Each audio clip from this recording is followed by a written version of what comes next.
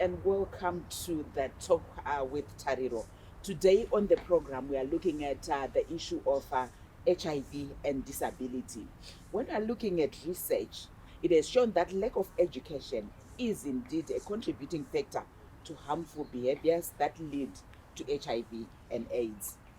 Education is therefore key when we are looking at HIV and AIDS, the interventions, the response, and children must have access to high quality education. And when we are looking at this, we are looking also at children with disability. We are therefore this week focusing on this particular group and looking at what institutions like Mashambanzou Care Trust are doing to work with children with disability who are often ignored when we are looking at a number of interventions that are implemented in the country, whichever sector that we are looking at. And to help us look at that particular issue is Tinashe Zimondi. Tinashe is a project officer with Mashambanzou Care Trust. Tinashe, welcome to the talk. Thank you very much, Tari. Yes, how best, when we're looking at issues of disability, we often talk about them loosely. How best can we define it? Thank you very much for that question, Tari. Disability is a very interesting topic because there are people with different opinions when it comes to defining what disability is, and maybe even when you're looking at the forms of disabilities that we have. But I was interacting with someone, and they gave me quite a very good, what I believe is a very good definition of disability. And they say disability is basically an impairment plus a barrier that then forms what we call a disability. Maybe to give an example, we often hear people say that disability is not inability. Yes. And from this definition, I think what we can take from it is that what disables a person is the barriers that are put in place or that are existent in their environment. So we have different kind of barriers. Maybe we can talk of infrastructural barriers, because when we are saying someone has a disability, probably maybe they're on a wheelchair. What we are trying to refer to is that they might not be able to get from point A to point B. But then if they have the means, for example, if we have ramps put in place so that their wheelchair can move, it means that just like me, they can move from point A to point B. So that means they're able to do that. So we then stop referring to them as people with disabilities because they're able to do what I'm able to do, but just differently. So basically, what then makes people be referred to as having disabilities are barriers that are put in place. Maybe our attitudes, maybe the infrastructure that we have, maybe the legal barriers that may exist or that may stop them from doing what they can do. So basically, if someone has an impairment, we can't say they have a disability unless they can't do something because of the environment that they are in. So that barrier then becomes what makes them have disabilities. Yes. So what are the different forms of disability when you're looking at maybe somebody's on a wheelchair? The wheelchair then comes in to replace the barrier. Yes. From the way you are describing. Yes. And it means if I'm visually impaired, yes. What then becomes the barrier there? All right. So we also have attitudinal barriers. For example, maybe answering your question, persons who are visually impaired cannot read. But fortunately, some of them can use Braille to read. So you can replace the reading material that we have with Braille, or we can make audio recordings of the information that we want to get to them, so that we remove that barrier of them not getting information. So if we go to a clinic and all we have are posters, right? If someone who's visually impaired comes to the clinic, they miss on the opportunity of getting the information that is on the posters. But maybe if you put a small radio within the clinic and we make sure that people don't make noise, they then have the chance to get that same information that the other person who can read is getting. So by just putting those very small changes, it means we have removed that disability of them not being able to get information. Because now they are able.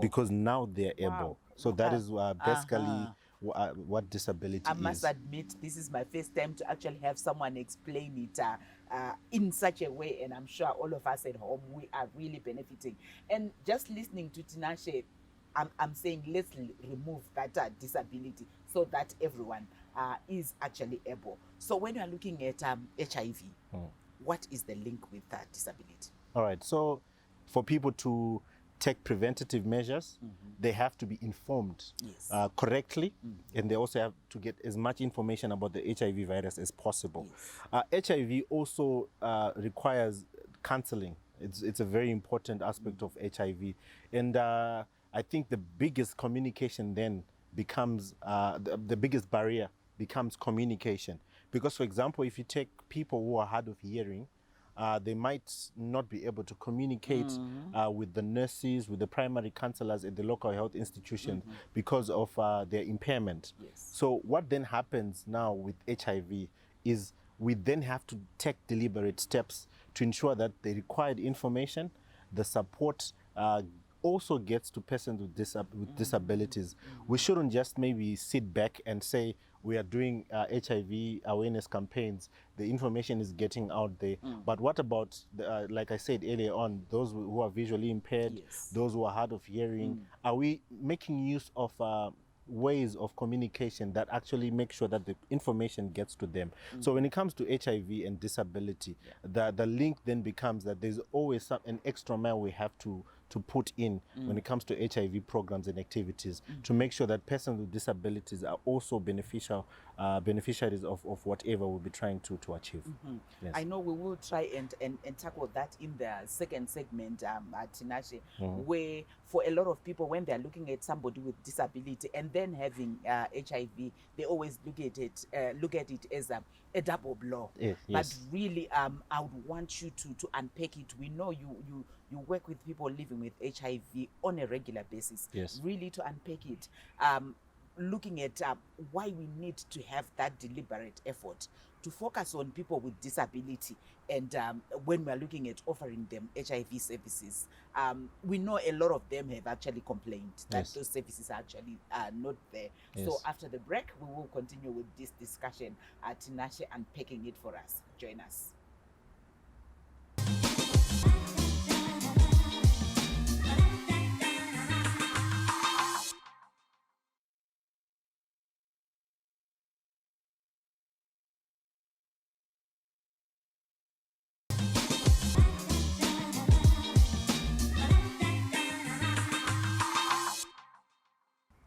Welcome back. We continue with our discussion on the talk with Tariro, where today we are looking at HIV and disability. And really, Tinashe has unpacked it for us in a way that many of us have not heard of it. Because once that impediment has been removed, then the person, we can refer to them as having a disability, because they can do what you and I, who are supposedly called able-bodied, are able to do. So, Tinashe, when we're looking at offering HIV services, HIV interventions, why should we have a deliberate effort on focusing on people with disabilities? All right, thank you for that.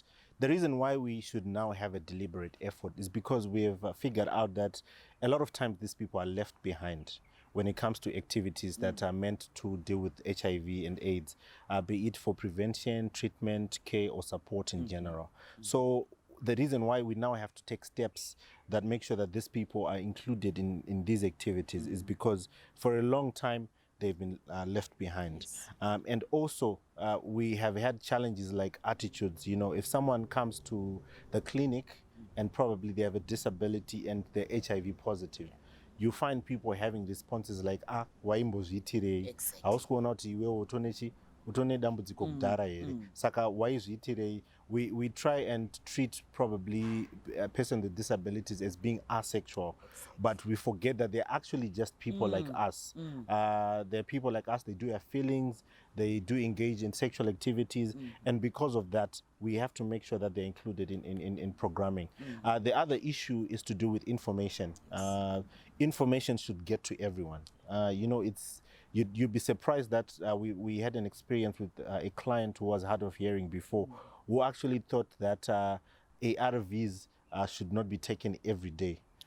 Because when the nurse was communicating to him using sign language, he couldn't really understand, or maybe she thought she communicated to him and he got the point, but actually he hadn't. So those kind of barriers then call upon us to make sure that even when in our local health institutions, we make sure that there's someone who's able to communicate with people with such impairments, so that the information also gets to them like it gets to everyone.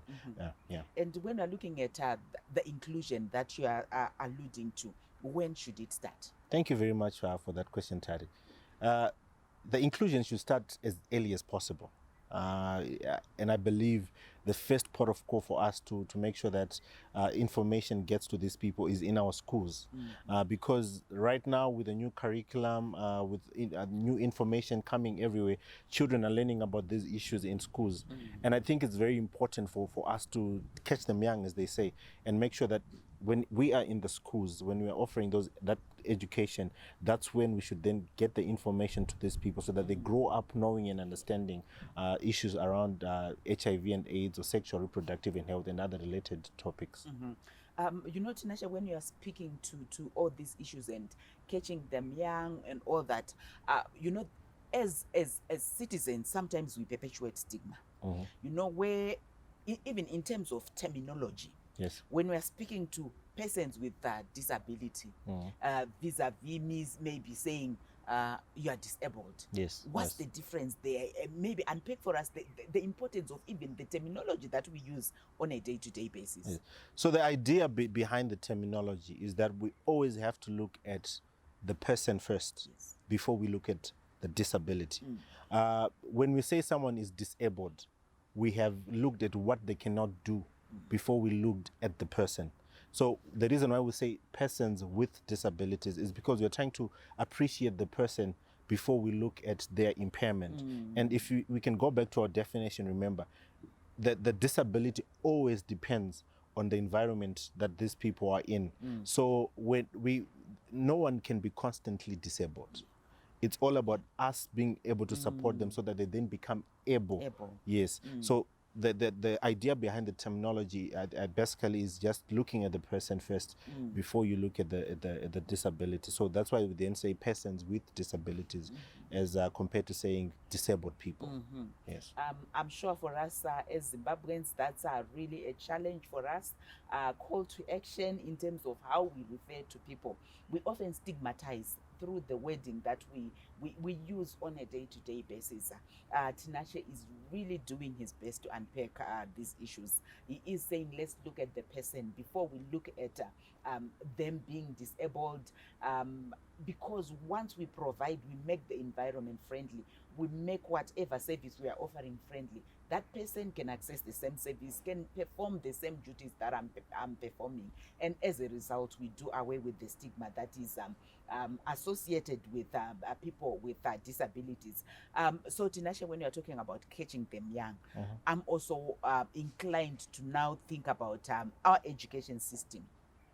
What should schools do to ensure persons with disabilities receive quality education? Thank you very much. Like you mentioned in the introduction part of the show, Tari, education is very pivotal when it comes to fighting HIV and AIDS, because the only way someone can understand the importance of probably engaging in safe sex, in use of protection, the best way that a person can understand all those things is if they're informed. And I think one of the biggest sources of information in our country or anywhere is schools, through the education system. And so, like we were saying, that people with disabilities should not be left out of HIV programming. Yes. They also should not be left out when it comes to our education system. So we have to do a lot of things to ensure that when they're at school, they're comfortable, they receive the best quality education as possible, and also that way we'll solve the issue of maybe in the future having people with disabilities being left out. So I think one of the things that schools should do is making sure that the attitudes are dealt with, because often a lot of teachers maybe assume that just by being a teacher, I'm also able to deal with a child with a disability. But if schools can make sure that teachers can go through that extra training of handling students with disabilities and how to assess them, they then have to do that. There's also the issue of infrastructure. There's one of the schools that we're supporting to build disability-friendly infrastructure, and they were saying that previously they had a student who was on a wheelchair. every time she wanted to use the toilet, she had to go back home because the toilets at the school were not friendly for her. So you'd find out that someone like that already has challenges in accessing the basic rights inside the school premises.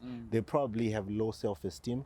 So when it comes to the education they are receiving, they'll have maybe challenges in really learning. So schools should also make sure that there should be infrastructures, especially when it comes to our ablutions, our classrooms, as well as access to water systems. You know, you'd be surprised that something as basic as the height of a sink or of a tap can actually be a self-esteem booster when someone knows that this is being done to include me. So basically, yes, I think these are some of the things that schools can do to ensure that persons with disabilities are included.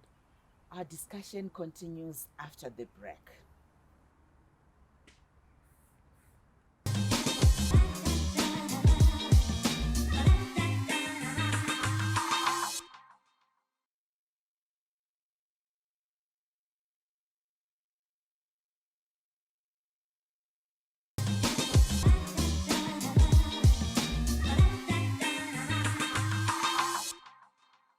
Welcome back. We continue with our discussion. Before we went for the break, Tinashe was unpacking for us what schools need to do. And what really caught my attention is the fact that even with our teachers who provide the education within the school system, how prepared are they? And I'm even thinking when we are looking at even the training that they get, we also catering for them to be able to handle such situations. And Tinashe, I'm then thinking, should we have separate schools where we know, like, we have some schools that really cater for those who are visually impaired? So should persons with disability be within the same schools, continue facing the challenges, or we should make a deliberate effort for them to have special schools? Thank you very much for that question, Tari. We're preaching inclusion. We should try and make sure that, remember what we referred to earlier on, that the environment is what disables. So my opinion is that we should include them within the existing schools, and they should also go to the same schools as those we refer to as able-bodied, because what then that pushes us to do, it pushes us to put in place the various systems that are necessary, the infrastructure, to make sure that our teachers do away with the attitudes and they are trained. And it also helps the other children to have an appreciation of such challenges, so that they can also be able to understand that the information or education as a basic right is important to everyone. So what then needs to be done probably is to ensure that within those schools we put in place measures to address the challenges that persons with disabilities face, so that we do not really, because by putting them in separate schools, some would say maybe that's already discriminating. Although it does have probably its advantages, because we are in an environment where we have resource constraints. So it might be advantageous to put them in a separate school where they have dedicated resources to that. But the idea, we having enough resources, is to make sure that they are put in the same schools, because that then becomes the idea of making sure that the inclusion we are talking about is achieved. And looking at the special facilities that you alluded to, who else needs these facilities for quality education to be exercised and to be received? All right, so we have talked about children with disabilities, and I also think that a group of children that need this kind of support are those in early childhood development, because this is when a child forms their character, and it's very important for us to make sure that they receive quality education whenever in those ECD. So people downplay ECD. Previously, they also in the grade 1. Yes. But the reason why there's ECDB and ECDA and ECDB now, it's because it was seen that it's very important to develop a child from that early age, so that they grasp the very important life skills, they grasp the very important attitudes towards life in general at a very early age. So I also think that when it comes to quality education, that is a group of students that also need special attention. And how can that be done? Right now, we have toilet sets that are meant for those in ECDA B, grade 1 and 2. But a lot of our schools do not have those. So you'd find out that the toilets are not friendly for those in ECD. You also find out that right? We are preaching, like right now during the times of COVID-19, how important it is to wash your hands on a regular basis. But are those children able to access vana gezai maoko vari kusvikira here pekugezera maoko pacho? Even in our homes, a lot of children can actually not access hand washing facilities. So I think that's a very special group of students that needs special attention. We also have the girl child. The girl child is also in need of that kind of special treatment because of the challenges they face. We talk about maybe when they are on their menstrual cycle, they might mess themselves, and because of that they actually might have low self-esteem issues. And we are living in an environment where sometimes maybe affording the basic sanitary way for a lot of girl students is very difficult. So maybe if we can have facilities within schools where we can have a shower, we can have a mirror, so that when these girls visit their ablutions, they can check themselves if they did not spill themselves, and they can also wash themselves should they have spilled themselves. I think these are some of the facilities that we can talk about when it comes to reaching to some of these students. So when we're looking at you as Mashambanzou Care Trust, what have you done as an institution to promote inclusive quality education as a way of combating the effects of HIV and AIDS? Thank you very much for that question. I think what we've done is Mashambanzou. We've complemented the efforts of the government. We understand that, of course, there are challenges to do with resources, and the government has done quite a lot to ensure that we have inclusion of the girl child, of students with disabilities within our schools. So the government, for example, does have toilet plans or plans for latrines which are disability friendly, which are friendly to the girl child, and most of the schools probably do not have these yet, and we as Mashambanzou have chipped in to support with resources so that these friendly latrines, which are disability friendly, which are friendly to the girl child, are built within schools. We've also complemented the efforts of the government to make sure that students have quality to water sources that are clean and safe through drilling boreholes, solarizing boreholes within schools, so that we have that important resource of water.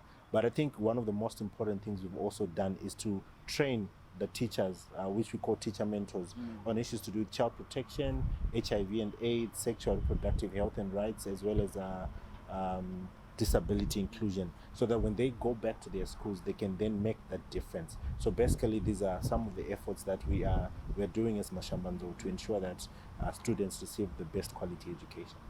What would be your call to action? My call to action is that let's change our attitudes. Let's be positive about everything, especially when we're dealing with people with disabilities, and make sure that we are making deliberate efforts to ensure that whatever basic rights that people have, they can also access them. Well, that's the message that Tinashe has, and it's indeed a message that's coming from Mashambanzou, where they work with people living with HIV, and for them they are saying let's also not forget persons with disability. And for us as a nation, we are being challenged to really change our attitudes. Like what you said, a person with disability, once we remove that impediment, they just become like you and me, as they will be able to perform other duties, the same responsibilities that you and I are supposed to do. And when it comes to issues of HIV, let's also ensure that they do access all the required services. Until next week, it's goodbye.